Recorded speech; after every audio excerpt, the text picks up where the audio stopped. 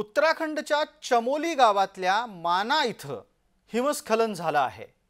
हिमस्खलन म्हणजेच बर्फानं डोंगर आच्छादित होतो आणि त्या डोंगराचा एक प्रचंड मोठा भाग घसरून जमिनीवर कोसळतो। या हिमस्खलनामध्ये बर्फाचा प्रचंड मोठा हिस्सा हा जमिनीवर कोसळल्यानं त्या खाली 57 जण अडकले आहेत।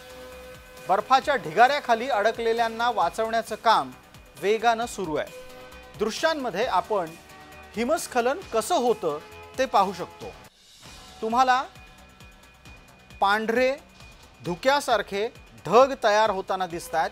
प्रत्यक्षात हे ढग नाहीत, तर डोंगराच्या पर्वताच्या उच्च भागावर असलेला बर्फ घसरून खाली येतोय। याला हिमस्खलन असं म्हणतात।